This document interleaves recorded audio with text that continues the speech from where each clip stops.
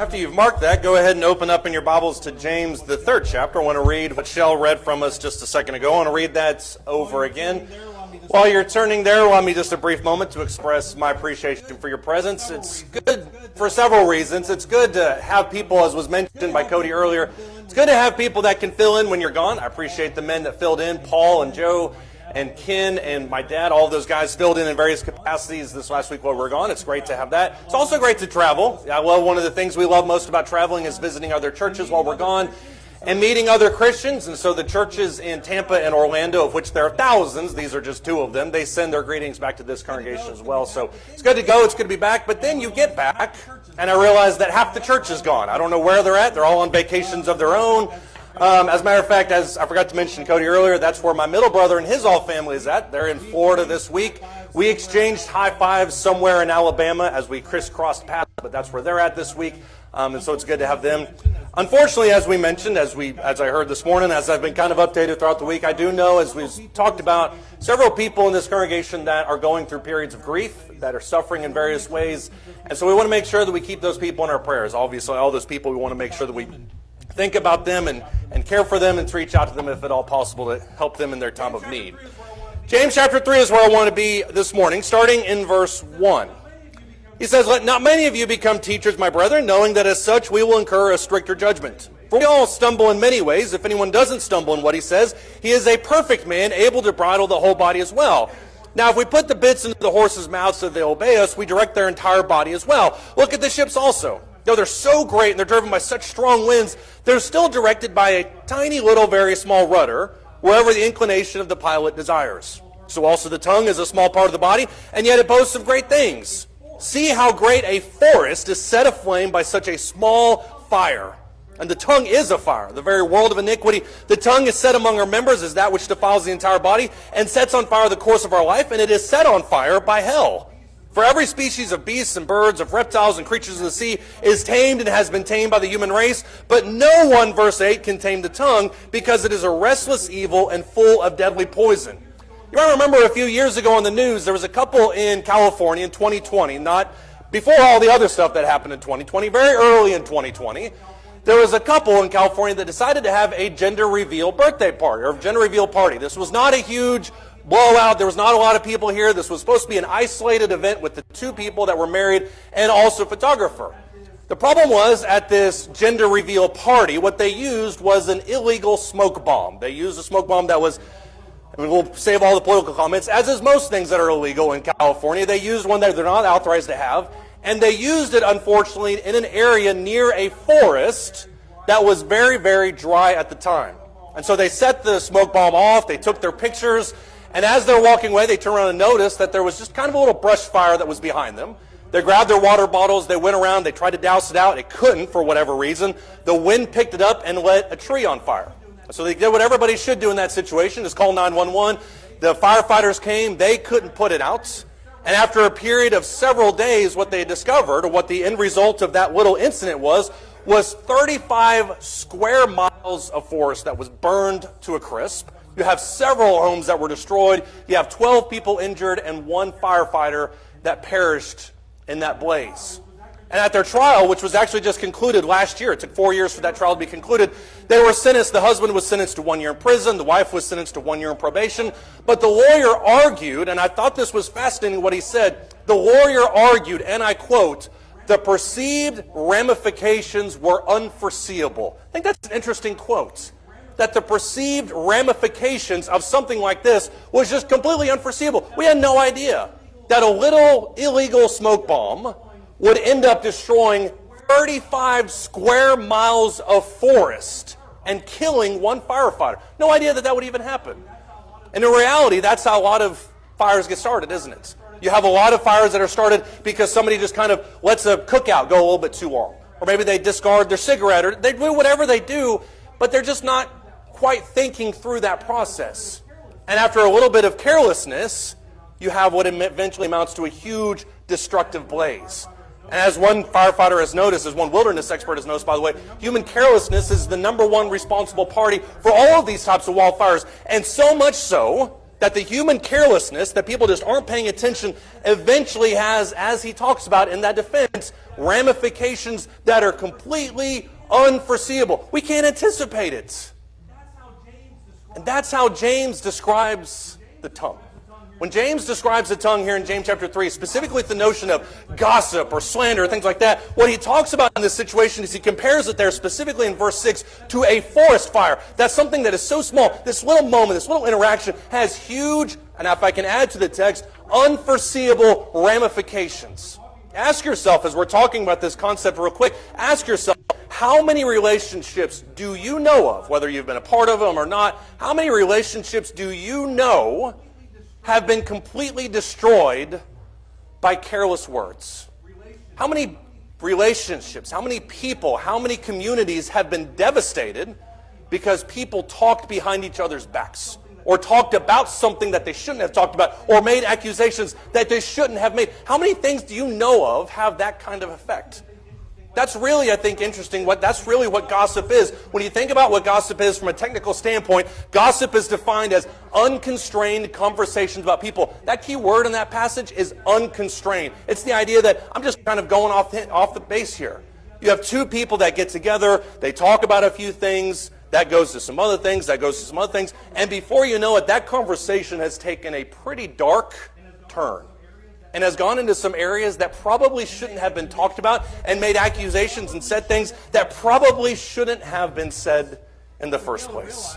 What we fail to realize, as we talk about the unforeseeable consequences, what we fail to realize is the impact of that type of conversation.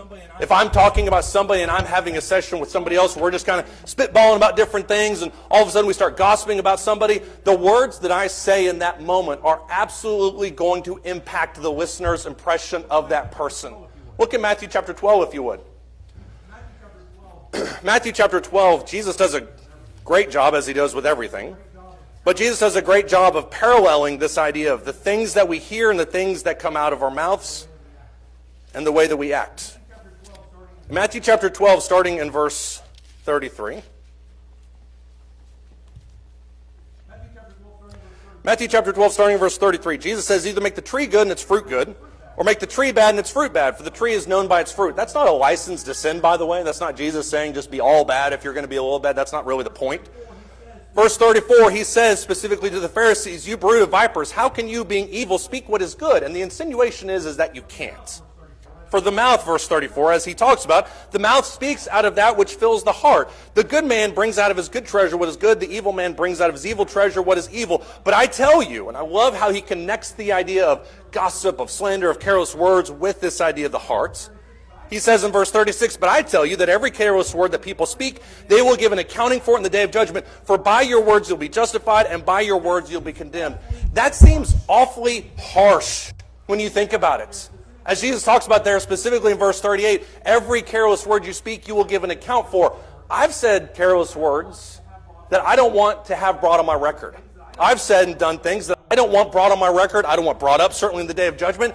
And so for Jesus to talk about how every careless word will be brought out in that moment, that's a little intense. But what's the connection that he's making there? The connection that he's making there is the careless words that come out of your mouth first proceed from the heart. Well, where does that heart originate? Where do those thoughts, where do those words originate? It can originate from the way that I perceive other people. It can originate from things that I hear, things that I perceive, things that I understand. But it can also originate from other people's perceptions and things that are given to me.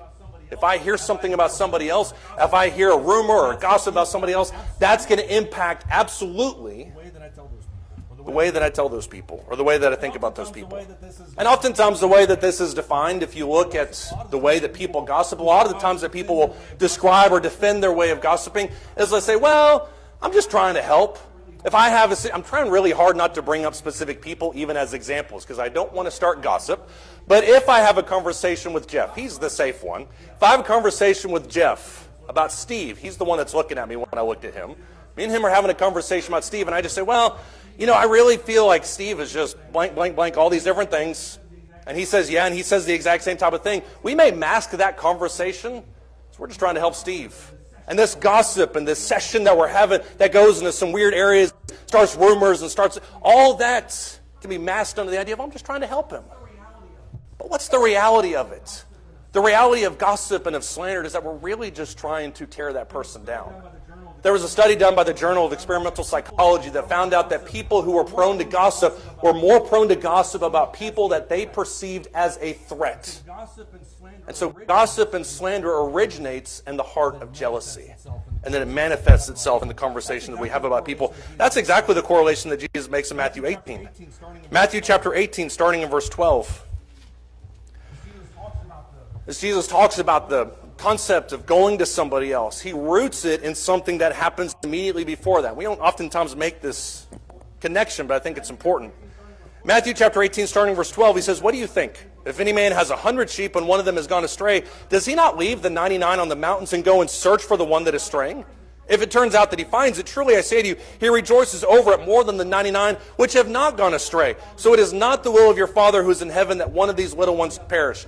You can bring up all sorts of illustrations from this passage. And there's a lot of people that will say, well, the real focus here in this passage is the love that Jesus has for the shepherd has for the one sheep that has gone astray. So much so that he's willing to go over mountains, get lost in the wilderness just to search for that one. I think that's true. But you can also make the argument, I think from a solid standpoint, that it has just as much to do with the fact that he leaves the 99. I think that shows a great balance in the value that he places on that one, that he leaves the 99 to go after that one. I think when you look at situations in regard to the way that we treat people, that's the lens by which we view the rest of it. Do we have the same type of dramatic love that we're willing to abandon everything in the search of that one? Look at how he continues on in verse 15. That's the backdrop for this situation.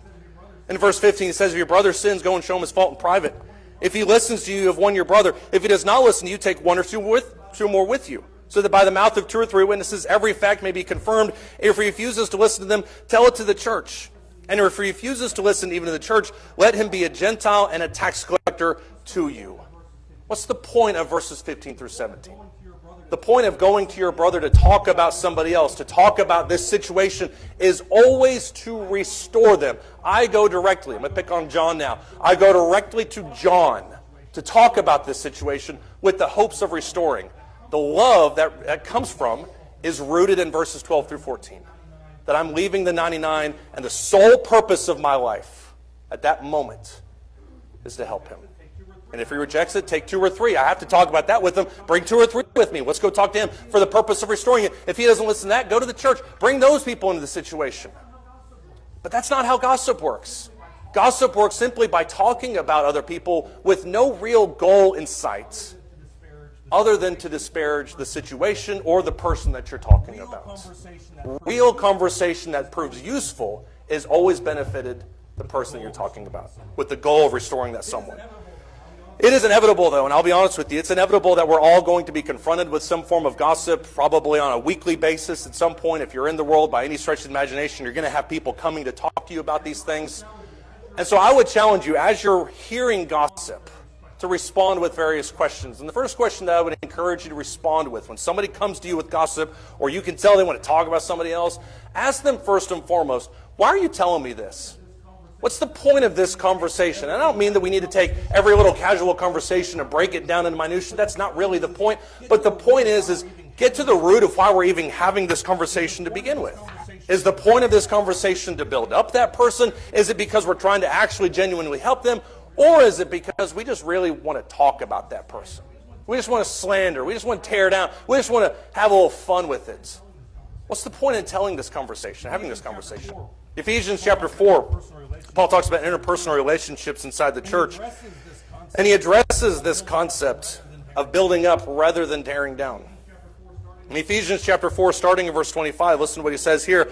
Therefore, laying aside falsehood, speak truth each one of you with his neighbor, for we are members of one another. Notice the premium that he puts on honesty. Be angry, verse 6, and do not sin. Do not let the sun go down in your anger. Don't give the devil an opportunity. Don't leave any situation undone that needs to be handled then. Verse 28, he who steals must steal no longer. Rather, he must labor, performing with his own hands what is good, so that he will have something to share with one who has need. Let no unwholesome word proceed from your mouth, but only such a word as is good for edification, according to the need of the moment, so that it will give grace to those who hear. It's very easy to look at this passage and think that Paul is talking about this hyper-examination of every single thing that we're talking about. You patch that up with Matthew 12 about every careless word, and it just makes us feel anxious about the situation. But that's not really what Paul is getting at here. What Paul is getting at in this passage is this mentality that we have amongst other people, that my words are going to be tools on some level for building up rather than tearing down. And we've all had conversations that we probably regret in hindsight because there was no real purpose to that conversation other than to tear somebody down. But the mouth of a Christian should be geared around building them up, restoring them in some way, helping them get on the right track. And as Paul talks about again in 2 Corinthians chapter 12, starting in verse 14, this was his goal. This was the goal he had for every conversation he had with people, certainly every goal he had with that church. 2 Corinthians chapter 12, starting in verse 14. 2 Corinthians chapter 12, starting in verse 14. Paul gets more and more animated, as you'll notice in Corinthians. 2 Corinthians, he starts off very emotional, he starts off very happy and positive, and he trends to more critical as 2 Corinthians goes on. In 2 Corinthians chapter 12, he reserves some of the harsher rebuke for here what he says at the end. In 2 Corinthians chapter 12, starting in verse 14, he says, "Here for this third time I am ready to come to you. And I will not be a burden to you, for I do not seek what is yours, but you." I think that's an interesting statement. I'm not after the gift or money or fame or whatever it may be. I'm after your soul. That's what I want to help. For children are not responsible to save up for their parents, parents for their children. I will most gladly, verse 15, spend and be expended for your souls. If I love you more, am I to be loved less? Notice the relationship that he has with these people. Verse 16, "But be that as it may, I did not burden you myself, nevertheless, crafty fellow that I am." Notice the sarcasm. "I took you in by deceit." He didn't really. That's the sarcasm talking. Verse 17, "Certainly I have not taken advantage of you through any of those whom I've sent to you, have I? I urged Titus to go. I sent the brother with him. Titus did not take any advantage of you, did he? Did we not conduct ourselves in the same spirit and walk in the same steps?" Paul's reputation with these people is bulletproof.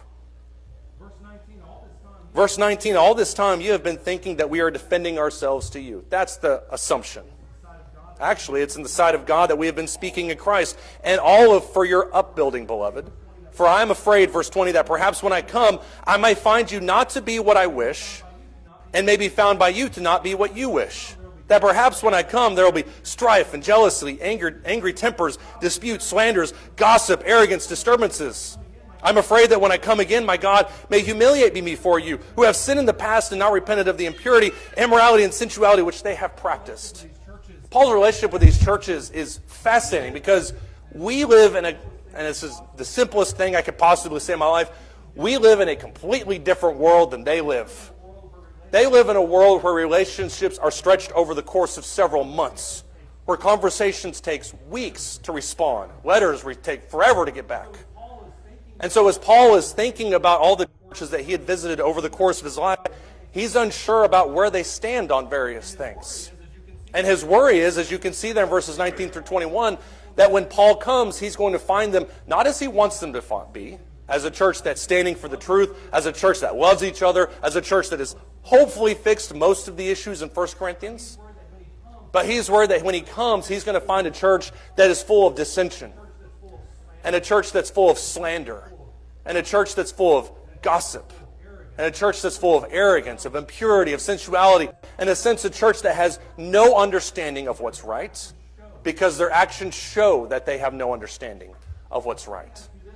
And so let me ask you this as we think about our church, as we think about our relationships that we have with each other. If Paul were writing a letter to us, what would he find? In our relationships that we have with one another, what would Paul find in those? Would he find in my relationships with other people arrogance? Would he find slander? Would he find gossip? Would he find condescension? Would he find impurity? Would he find sensuality? What kinds of things would Paul see in my speech and my behavior with other people? And so we always need to be asking ourselves this question. Anytime we're engaged in conversation, why are we having this conversation? Is it to build up or is it to tear down? Is it to restore somebody or is it to make fun of them? What is the purpose of this? Ask them number two, and this is probably the simplest question we could ask them. When somebody starts talking about somebody else, just respond with, do you know the whole story?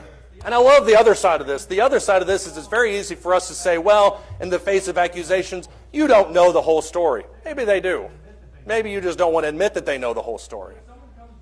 But if someone comes to you and wants to talk about somebody and say, I cannot believe what happened over here, can you believe this? And we make some accusations and some judgments around that scene, just respond with the question, do you know the whole story? I guarantee you most of the time, they probably don't. There's a phrase in psychology that's used that kind of describes this idea. It's called the primacy effect. And what the primacy effect talks about is the idea that the first person who receives information, the first bit of information you receive, holds more credibility in your mind than any other form of information you may receive. And so if Jeff shows up on a Sunday morning, he and I are the first people in the church building at 7:15. I don't know why we're there that early, but we're there at 7:15. And he says, can you believe what happened to John on Saturday? We talk about it. I'm going to hold that bit of information at a higher level of credibility than if 10 other people come in behind me and say that isn't really what happened. That's the primacy effect. And so when we talk about other people, we need to ask ourselves first and foremost, before the conversation even starts, do I know the whole story? I love Proverbs chapter 18 and verse 17 in regards to this, because Solomon says that the first to plead the case seems right until another comes and tests him. The gossips always want to be the first person to share information because they know that it'll be held in higher credibility. What they fear is somebody coming in on the backside and saying, well, that's not really what happened. That's how gossip thrives, is on half-truths and assumptions. James chapter 4, immediately after what we read earlier. James chapter 4, starting in verse 11. As James is wrapping up his letter to these people.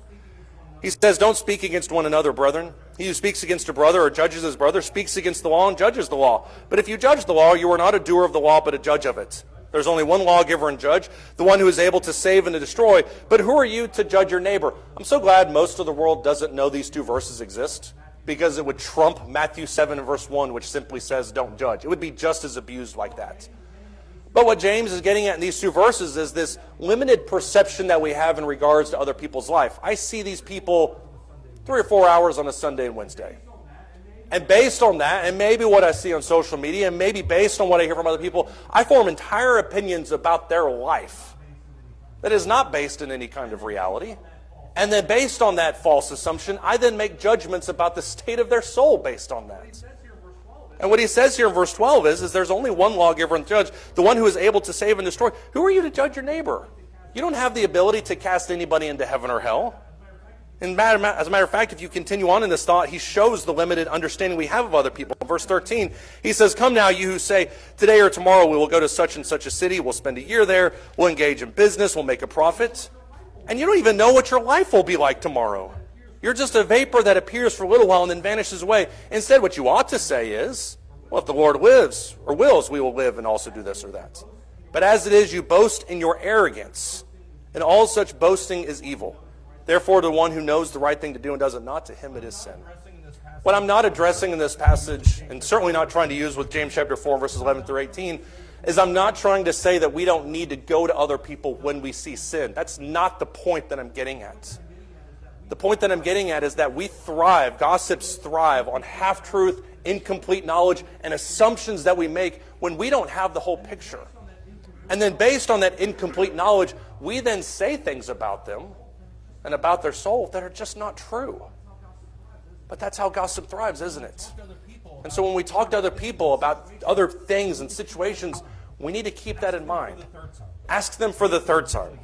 And this will usually get their motor running. Who else have you talked about with this?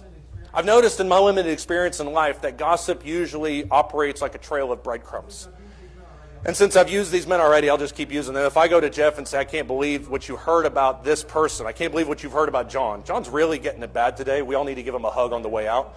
But if I go up to Jeff and I say, I can't believe what I heard about John, and Jeff says, well, guess what? I've heard about it. And he fills in some of the little cracks in that story. Then I take that incomplete story and I move to Joe, sitting right behind Jeff. And I say, man, can you believe what happened to John? And Joe says, well, guess what I heard? And then all of a sudden you add to it, and it keeps building and building and building until it becomes this massive web of lies none of which is based in truth. And that's how professional gossips operate. For professional gossips, spreading strife is their full-time job. We see this in 2 Thessalonians. 2 Thessalonians chapter 3, starting verse 6. We just mentioned this, or we're going to mention this next week, rather. In 2 Thessalonians chapter 3, starting in verse 6. He says, "Now we command you, brother, in the name of our Lord Jesus Christ, that you keep away from every brother who leads an unruly life." Your translation may say undisciplined. Every brother who leads an unruly life, and not according to the tradition which you receive from us. For you yourselves know how you ought to follow our example, because we did not act in an undisciplined manner among you. We didn't eat anyone's bread without paying for it. But with labor and hardship we kept working night and day, so that we would not be a burden to any of you. Not because we don't have the right to do this, but in order to offer ourselves as a model for you, so that you would follow our example. For even when we were with you, we used to give you this order: if anyone is not willing to work, then he is not to eat either. For we hear that some among you are leading an undisciplined life, doing no work at all, but acting like busybodies. Such persons we command and exhort in the Lord Jesus Christ to work in quiet fashion and to eat their own bread. But as for you, brethren, do not grow weary of doing good. Paul does a masterful job in this section of talking about the dangers of idleness. And what he says in 2 Corinthians chapter 3, verses 6 through 13, is there are groups of people who are unruly, who are undisciplined, whose sole job is to go around and cause trouble with other people. When Paul deals with the subject of widows in 1 Timothy chapter 5, he makes this same argument. He says that there are people who go house to house, and all they do is spread gossip about other people. And Paul says in 2 Corinthians chapter 3, those are the people that we need to stay away from, not because they're necessarily heretical, or because they're living some kind of outright sin, but because they have a real ability to cause strife amongst other people. The way that a gossip operates and infiltrates a church is they first come in, they get in with other people, and they start talking about other people behind their back. And if I'm able to go into Jeff's world and I'm able to talk to him about John, who he has a great relationship with otherwise, and start talking about how much John really needs to be reprimanded, all of a sudden Jeff and John's relationship is fractured. And then I go over to Joe Wood, and Joe talks to John. I infiltrate that situation, and Joe starts looking at John sideways. And then John says, "I think people are talking about me." He goes back to Sammy. Do you see how church splits can start to form? And that's the problem with idleness or unruliness or undisciplined people that spread gossip. That's their whole job, is that they begin spreading strife solely for the purpose of causing divisions. A preacher said this a long time ago, and I've always held it in the back of my mind, and I've found it to be true in the years since. But if someone gossips to you, they will absolutely gossip about you. If that's the relationship we want to have with people, then strife is only going to be in our future. Anger is only going to be in our future. Division is going to be in our future. Instead, attach ourselves to work ethic. Instead, attach ourselves to doing things that actually build up other people instead of tearing them down. I found in the years, I speak like I'm 150 years old, 38.